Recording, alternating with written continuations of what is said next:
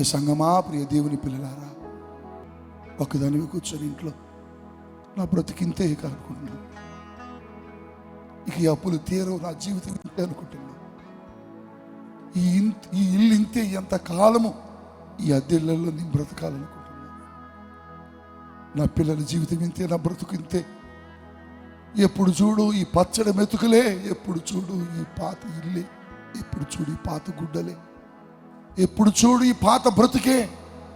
ఈ బ్రతుకు మారుదా అని ఆ స్థితిలో నువ్వు పడి ఉండి ఏడుస్తున్నా, దుఃఖపడుతున్నా, బాధపడుతున్నా, కన్నీరు గారుస్తున్నా. అయితే దేవుడు వాడు ఆ స్థితిలో ఉన్నాడని వాడి స్థితిగతులను మార్చడానికి దేవుడి గదిలక్కడికి వెళ్ళాడు. హల్లెలూయా. ఈరోజు నేను చెబుతున్నాను, వాడి స్థితిగతులను చూసిన దేవుడు నీ స్థితిగతులను కూడా చూస్తున్నాడు. నీ ప్రతి పరిస్థితిని దేవుడు ఆయన కళ్ళతో చూస్తాడు. ఒక్కొక్కసారి మనకు అనిపించింది, ఎందుకు ఈ బ్రతుకు బ్రతకడం అనిపించింది, ఎందుకు ఈ జీవితం అనిపించింది, ఎందుకు ఈ కష్టం. ఇంట్లోకి వెళ్ళగానే, వంటగదిలోకి వెళ్ళగానే దీక్ష ఖాళీగా ఉంటుంది. ఏంటి ప్రభు ఈ స్థితి?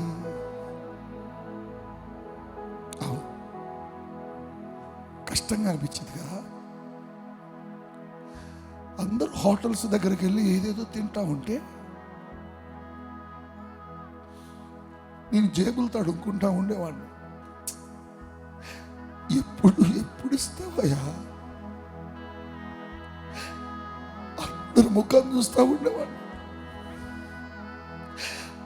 ఎవడన్నా నన్ను పిలిచేదని ఇస్తాడేమో చేతికని అందరు ముఖాన్ని, హోటల్ దిగే వాళ్ళని, ఎక్కే వాళ్ళని, దిగటోళ్ళని, ఎక్కేటోళ్ళని చూస్తూ ఉంటా. నేను కూడా అనుకున్నాను, ఎంతకాలం ఈ స్థితి?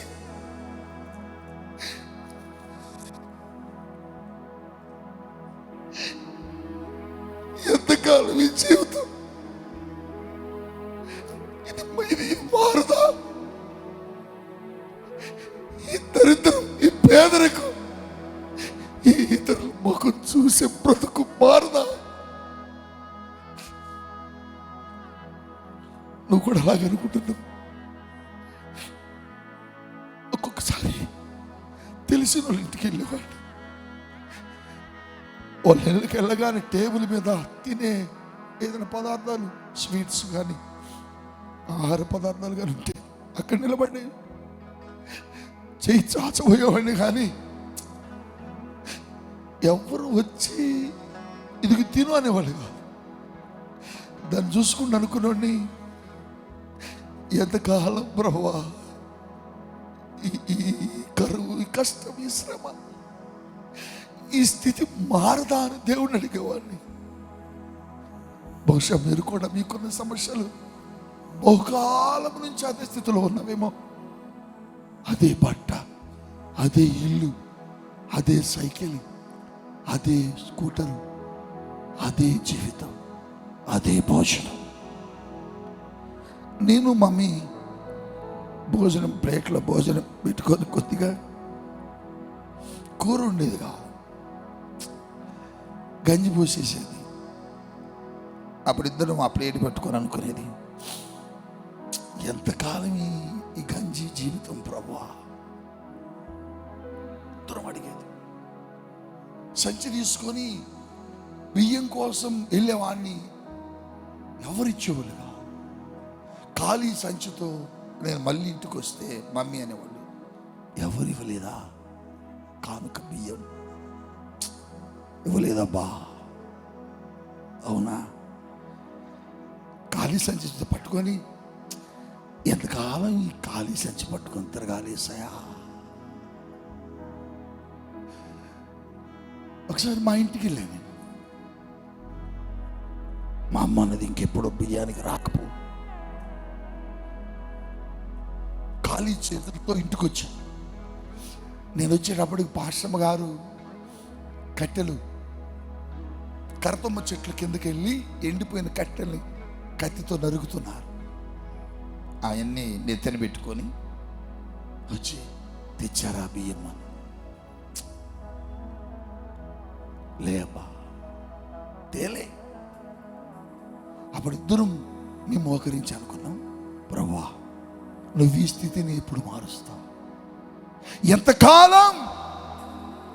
బహుకాలం నుంచి ఇదే జీవితం, అనేక సంవత్సరాల నుంచి సేవకు వచ్చిన మొదటి దినం నుంచి ఇదే బ్రతుకు.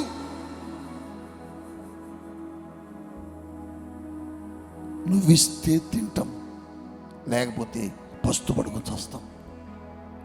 మేము చచ్చిపోతే భోజనం యేసయ్య పెట్టక చచ్చిపోయాడని నీకే పేరు వస్తుంది అని ఇద్దరం అనుకున్నాను. ఏమనుకున్నాను తెలుసా? ఇంకెవ్వరిని ఎప్పుడు అడగద్దు, యేసయ్య చెదకిట్టి ఉందా. మా ప్రార్థన విని యేసయ్య అన్నాడు, నా దాసుడా, నా కుమారుడా, నీకు వీళ్ళెవ్వరు ఇవ్వలేదుగా, నేను ఇస్తాను చూడు. నీ జీవితంలో మరలా భోజన కొరత అనేది లేకుండా నువ్వు రోజుకు 100 మందికి పెట్టే స్థితిని నేను తీసుకొస్తాను. దగ్గరగా హల్లెలూయా చెప్పండి.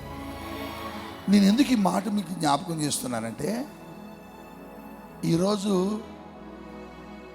నా దగ్గర నేనున్న ఇంటిలో రైస్ బ్యాగ్ ఇట్లా అద్దలకు అద్దలు ఉంటాయి. ఓ పక్క ఎలుకలు తింటా ఉంటాయి. సేవకులు వస్తే సేవకులకి ఇచ్చేస్తాను, బీదవారు ఎవరు వస్తే వాళ్ళకి ఇస్తాను, నా దగ్గర పనిచేసే పిల్లలకి ఇస్తుంటాను. అప్పుడప్పుడు మేమిద్దరు ఆ గదిలోకి వెళ్ళి చూసి అంటాం, ప్రభువా ఖాళీ సంచితో వచ్చినోడిని ఇంత సమృద్ధిలోకి ఎలా ఇచ్చావా? హల్లెలూయా చెప్పండి. నేను ఎందుకు ఈరోజు మీకు ఈ మాట గుర్తు చేస్తున్నానంటే, నీవు కూడా ఈ స్థితిలో అనేక సంవత్సరాల నుంచి ఉన్నవేమో. దేవుడు నిన్న స్థితిలో ఈ రోజు నుంచి ఉంచను అని ప్రభువు చెప్తున్నాడు.